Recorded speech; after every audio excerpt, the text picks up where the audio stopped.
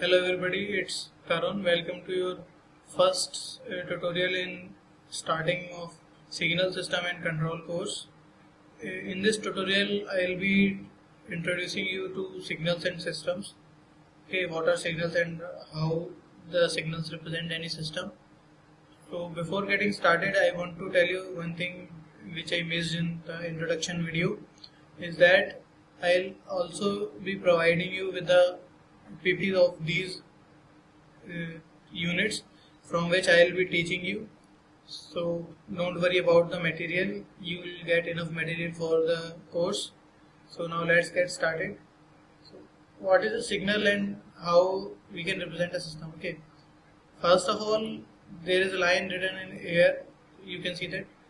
Okay, signals and systems it is a language for describing signals and systems.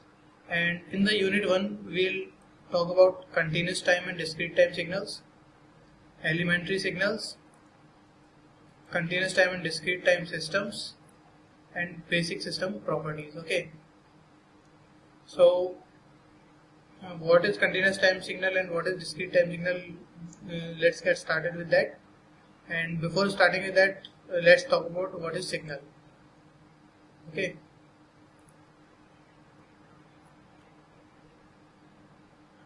so we represent continuous time signals and discrete time signals by different methods. Okay, and some unified representation, which means that if something is physically happening around us, like now I am speaking, it is physically happening, and the voice is a signal, physical phenomena. And if I want to represent a voice, it is represented by signals. Okay, so what is a signal? A signal is a function or sequence that represents information or data related with physical phenomena. Okay, keep in mind that signals represent the data of physical phenomena. So signal can contain one or more independent variable. So as you know that this course prerequisite requires basic idea of calculus and algebra, and if you know algebra, then you will be knowing that what I mean by one or more independent variables. And the variables can be continuous or discrete. Okay, so I am using here continuous and discrete many times. So what is continuous and what is discrete? Continuous is something that we do not break in a sequence. Okay, and discrete is something that it is already broken into parts. So examples of signal is time, location, okay, etc. So now let's see how to represent mathematically our signals. So first let's see how to represent continuous time signals mathematically. We use a symbol T, which is for the independent variable, and when we use parenthesis, okay, to write the independent variable. So this is how we write any continuous time signal.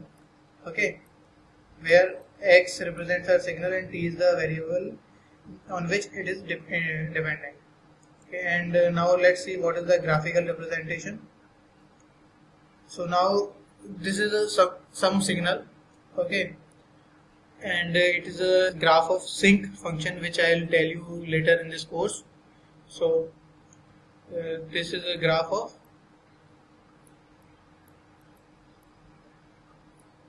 sync function, okay, which is something like of a trigonometric function only. So as in this graph you can see that this curve is changing at many points, but it is not breaking, and it is continuously flowing in this direction and similarly in this direction. Okay, so now let's see how to represent discrete time signals. Similarly, for the continuous time signals and discrete time signals, we use the signal name here and then the variable name, which is n for discrete time signals, and we use square brackets instead of parentheses. So keep in mind that you always name this discrete time signal as n and continuous time signal as t by default. Okay, because it is easier to understand for any other person to understand what you are trying to say. Okay, so how to represent graphically a discrete time signal? Let's see. You can see that this is the curve of the same function which was there earlier of sync function, but now it is discrete. So we have taken some points on the xy plane, and x axis represents the independent variable n, and y axis represents the signal, and there are some values corresponding to each time for the signal, and you can see that it is broken into different parts. That's why it is a discrete time signal. Okay, so now let's talk about signal energy and power. So signals are often classified on the basis of energy and power. Okay, some signals are there which are called energy signals, some signals are there which are called power signals. So the energy and power for any signal can be determined. Okay, and it need not necessarily have a physical meaning. So you can calculate what this statement is saying, that you can calculate the energy and power of any signal, but it is not necessary that signal energy or power can be used in the real world. Okay, so now let's see how to calculate the signal energy. So first we talk about signal energy in some interval, then I'll tell you about signal energy in infinite interval. Okay, so if a continuous time signal xt is there and we are taking it in the interval t1 and t2, so the energy between t1 and t2 of xt signal is integration t1 to t2 and xt mod square dt. So this is the formula for calculating the signal energy. And similarly, in case of discrete time signal, if you are calculating the energy between intervals n1 and n2, the energy of signal between n1 and n2 will be summation n is equal to n1 to n2 and xn mod square. Okay, so we represent the infinite energy of any signal as total energy. Okay, as total energy. So how to calculate infinite energy? You just need to replace t1 and t2 with minus infinity and infinity respectively, and in discrete time system also you need to replace n1 and n2 by minus infinity and infinity respectively to calculate the total energy of any signal. Okay, so let's see with an example. So you are given a discrete time signal, okay, xn, which is a to the power n for n greater than equal to 0 and 0 for n less than equal to 0, and you are given that mod a is less than 1. So we need to determine the total energy. So here is the total energy formula that we need to use. Okay, and if I put the limits here minus infinity to infinity, then I can break it in two parts, minus infinity to 0 and 0 to infinity. Okay, so these are the two limits in which I can break this signal, and in this limit it will be 0, so no need to calculate the energy in this part of the signal, and we need to calculate the energy in this part only. To calculate the energy, the formula will look like this: summation n equals to 0 to infinity xn square, and if I put xn equal to a to the power n, and then it will be equal to a to the power 2n. Okay, because powers a to the power b to the power c will be equal to a to the power bc. So this is there, and with the help of infinite GP formula you can calculate the energy of this signal. So this is what is done here. The formula for infinite GP is a upon 1 minus a square, sorry, a upon 1 upon 1 minus a, sorry, that's the formula. So you can see that a here is a square, so 1 upon 1 minus a square. Okay, now let's see what is the signal power. And so we are calculating the average power of any signal. Okay, to calculate it in any interval, we calculate it like this: 1 upon t2 minus t1 for continuous time, integration t1 to t2 and xt mod square dt. Okay, and for discrete time between n1 and n2, you can see that 1 upon n2 minus n1 plus 1 limit, say summation limit n1 to n2 and xn mod square. So here you will be thinking that why I have added plus 1 here. Okay, because in this continuous time t1 and t2 both are included, but when you are going in summation both are not included, so we need to add plus 1. Okay, because let's say if the time interval for continuous time signal is 0 to 3, okay, so 0 and 3 both will be included, so the time interval will be 4. But for discrete time, if I am taking 0 to 3, then the time interval will be 3 only. That's why plus 1 is added.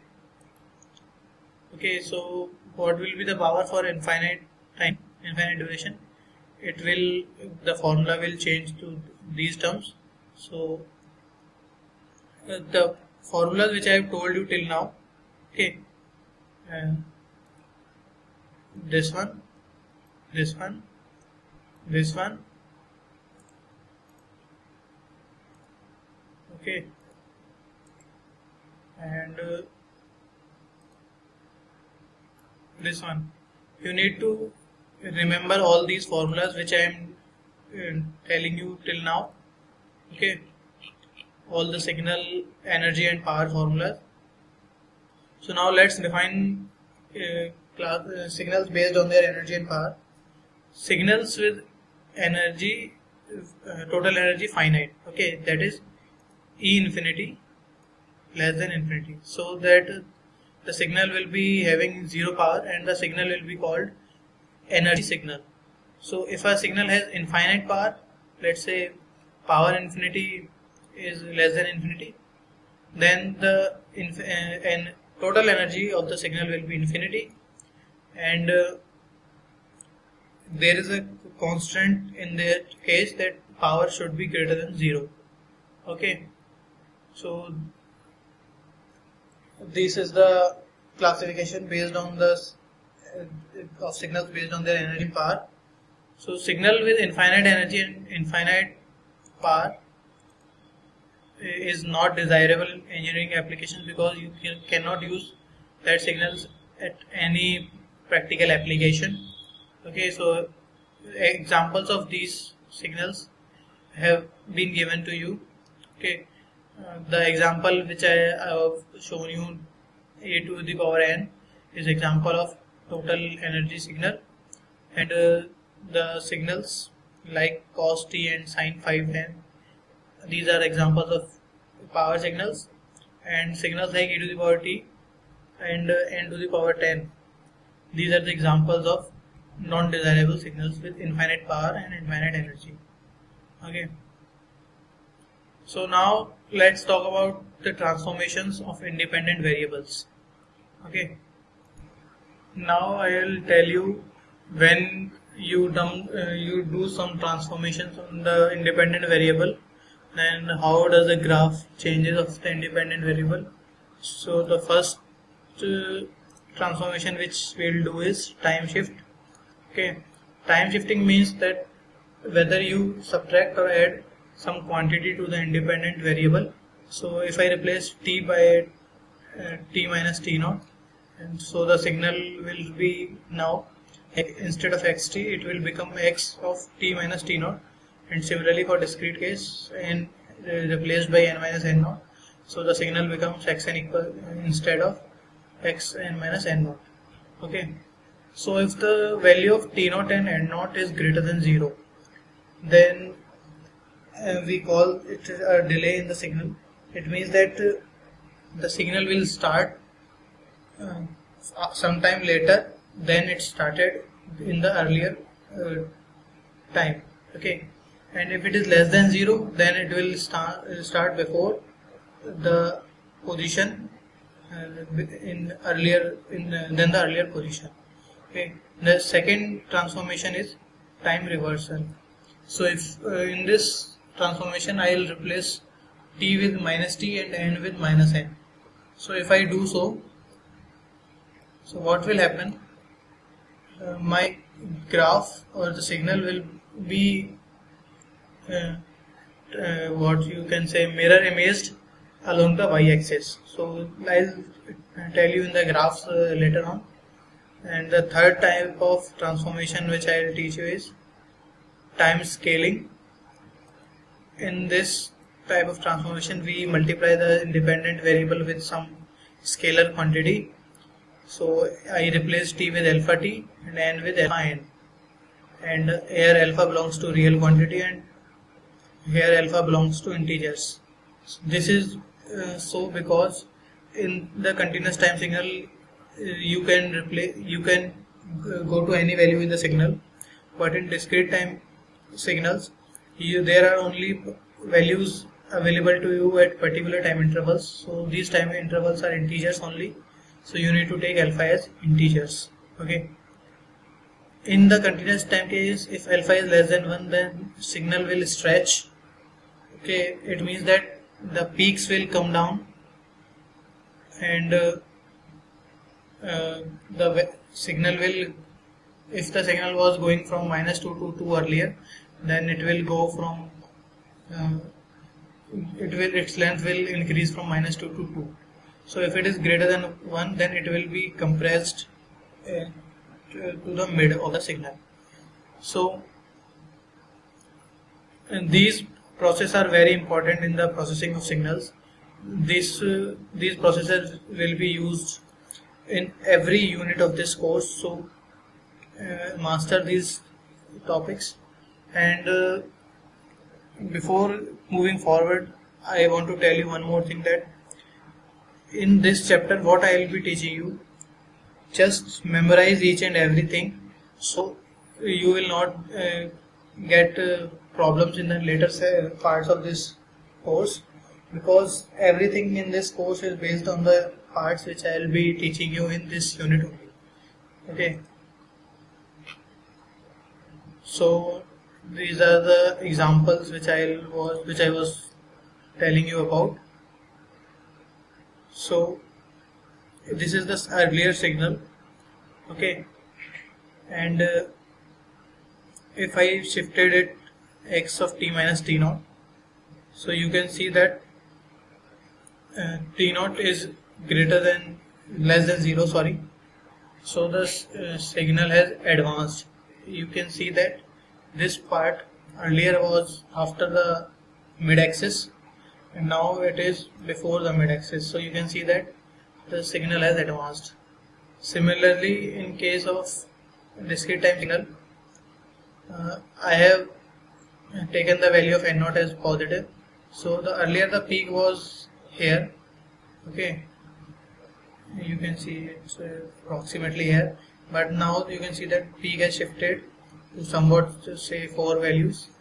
Okay, and now let's see the example of time reverse signals and time scale signals. Okay, so just wait.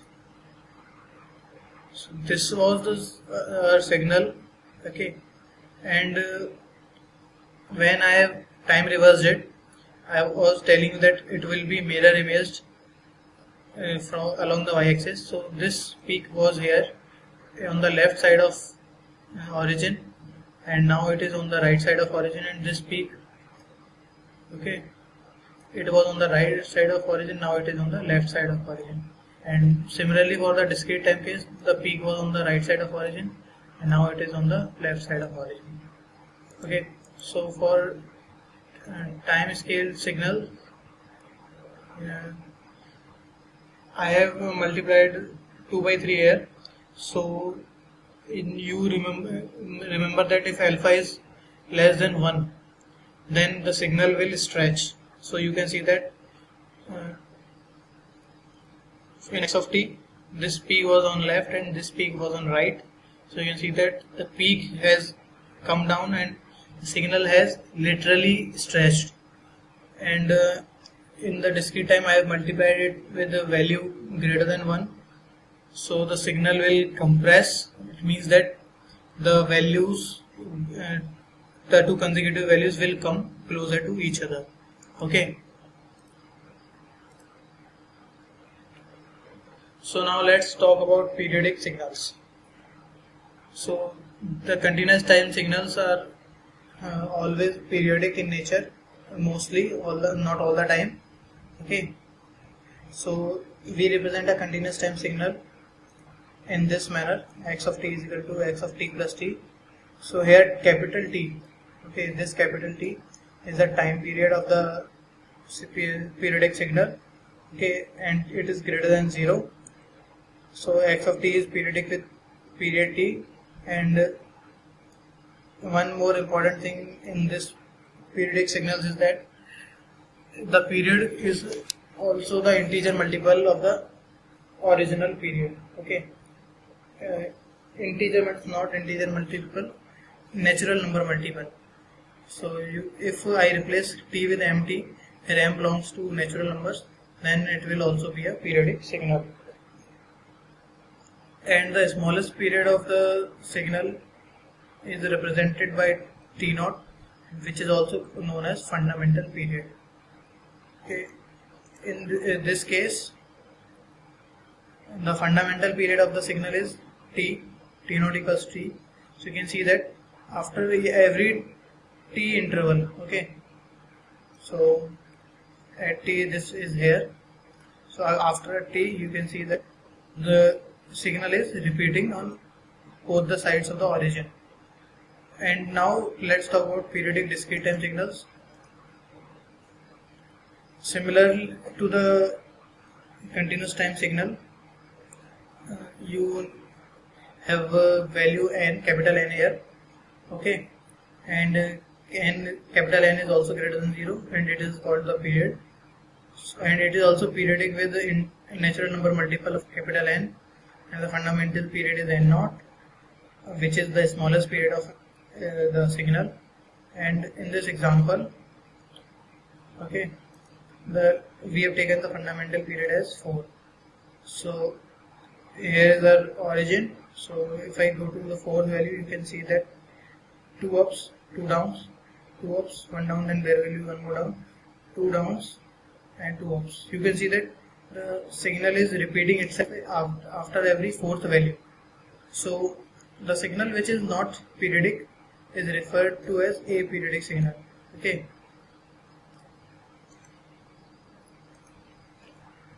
Now let's see what are even and odd signals. So an even signal is a signal which, if folded along the y-axis, will take over the signal on each side. So if I fold it along this axis, okay, then you will not be able to distinguish both the parts separately. And the mathematical expression for this even signal is that x of minus t equals to x of t, or x of minus n equals to x of n. So this is an example of even signal. And now let's see what is an odd signal. An odd signal is something graphically like that. On any side, let's say talk about this right side of the origin, if I flip this downwards, okay, then it will look like this, okay.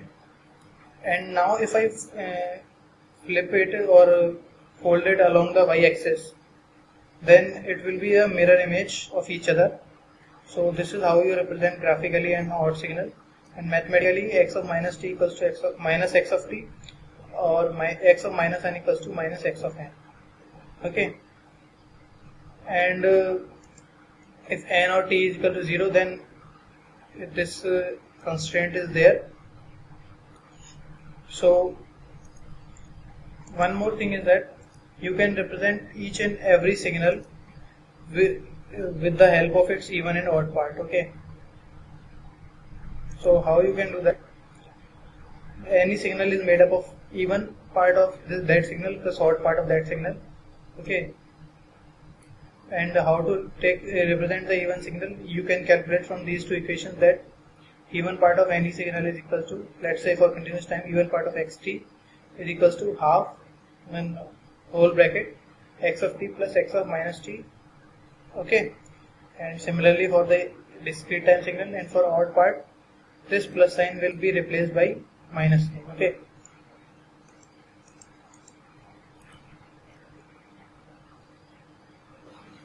so this was all in this tutorial. In the next tutorial, I will continue with the topic elementary signals, and I suggest you that if you want more deeper knowledge about these topics which I am teaching you, then you can go ahead and read the book which I have prescribed you with this course.